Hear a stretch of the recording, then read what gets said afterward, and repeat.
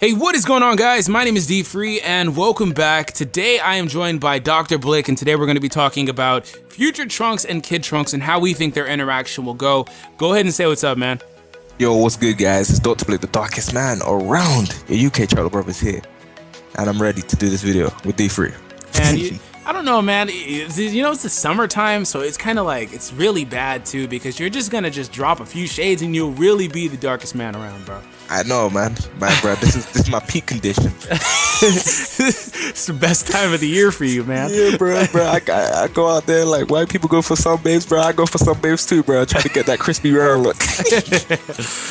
So yeah, guys, we're gonna talk about how we think their interaction will go. Nonetheless, now if this is something I've talked about several times, you guys watch my videos, you definitely wouldn't be a stranger to this concept. I have been enamored with for a very long time, even before this Trunks even before the Trunks arc basically started.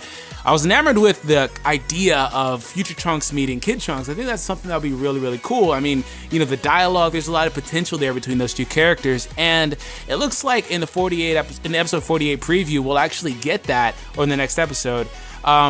Now, Blick, how do you think their interaction will go? Because it looks like, there's a moment where Trunks is staring at Mai, because Mai's there, of course. That's his chick. He claimed her.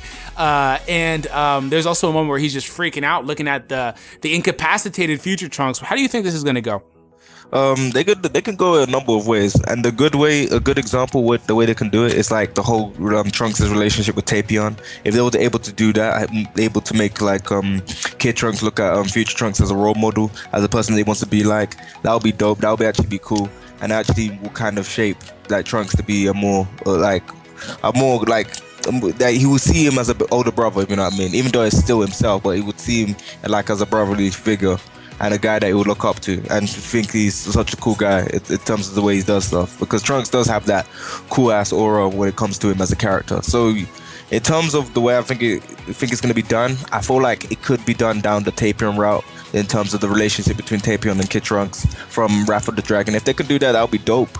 But will they do that? That's the question. It's always the question with Toei and what they're doing behind the scenes and like what's happening in the board for Dragon Ball Super. It's a mystery when it comes to stuff like that, because you expect a lot, but they give you so little. So it's pretty much like 50-50. I would hope for them to do it like how they did it with the whole Tapion situation, with the relationship between them two characters. That would be dope as hell. Well, I like that relationship between those characters because it seemed like, he was very, like you said, very Big Brother-esque to Trunks. He was very just, nurturing to him, and Trunks was following him all over the place. He wanted to be like him. He thought he was awesome. He thought he was a really cool guy. And because Trunks doesn't have any older siblings, so I think that's a really cool concept. Now, we're talking about Wrath of the Dragon here. Please don't bring up canon. We're not talking about that here. Just the concept, the idea.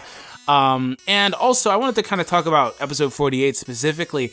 It looked to me like a little bit that Trunks was kind of freaking out. I don't know if he was freaking out because he saw the way that the future Trunks version of him was kind of just fucked up, or like here he is, basically trippy, like, wait a minute, what's going on here? How is there another me here? Like, what's going on? Because I think that he was just like, what is happening? Where'd this guy come from? Why does he look like me but have blue hair somehow?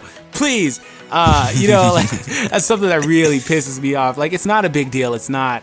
But like, my inner just D-Free, my OCD won't let me get over the fact that he's got blue hair. He had purple hair in the flashback. Yes, they didn't reanimate it, but so what? Just for consistency purposes. And then the freaking Kid Trunks is in the same scene with the purple hair. It's intentional. I've come to the conclusion that they're doing it so younger people, 5, 6, 7, 8, 9, 10-year-olds can differentiate between the two characters. It's whatever, but that's just, it's an issue in my head. But, I think he's just going to be like, hey, why is this guy here? What's going on? He's going to want to know what's going on. They're going to explain to him, who this guy is, for one. They're going to have to explain that, hey, you know how you said a few episodes back, or 10, 12 episodes back, that you would cut Frieza? Well, this guy actually did do it. And this isn't you from the legitimate future. This is you from an alternate future where shit hit the fan, all of us died. Like, they've got a lot of explaining to do. And also they're going to explain, hey, there's no Goten. But then also they're going to be like, yeah, I have a Mai too. It looked like Trunks is going to, explain to him that, he's dating Mai or whatever they are in the future. because Kid Trunks was staring at Mai like, oh my god, this is for real. Shit is really about to happen. That's the vibe I got, because he was staring at it. They were zooming into his face and shit. Like, I really love that preview, man.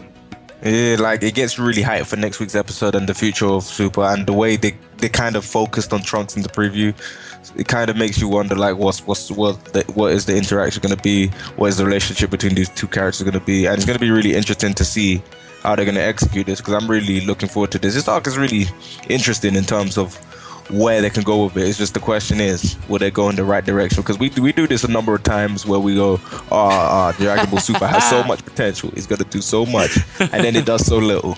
Like, it does it in the worst possible way. There'll be like 7 outcomes. They will choose the worst option. Yeah. The one that we wouldn't even put there. They're like, nah, they won't do this, but they do it. It's because we have such high hopes for the show. We love it. We want it to succeed, of course. And we, as theorists, as YouTubers and things like that, we come up with like all these crazy ideas as to how this show could go. And it is kind of disheartening to see them choose the easiest cop-out way, but I'm cautiously optimistic. I think that's the right terminology as far as what's coming up in this next arc. I think they've got a lot of potential and a lot of room to really play with. By bringing Trunks back from the future, they've kind of eliminated the fact that their current timeline has no real tension, and I do like that. So they have a lot of different ways they can take it. But Blick, thank you for joining me today, bro. It was definitely a pleasure to have you on. We got to do more of these sometimes, man. My UK chocolate brother. Yeah. No, guys, if you guys are not accustomed to Dr. Blick's work, I'll leave his link down below in the description. There should also be a little icon on the end screen icon on the channel, on the video. Be sure to click that, get over his channel, hit him up with a subscription over there. He does some awesome work, but that is it for us, guys. We'll see you next time. Thanks for tuning in today. Peace out. Bye.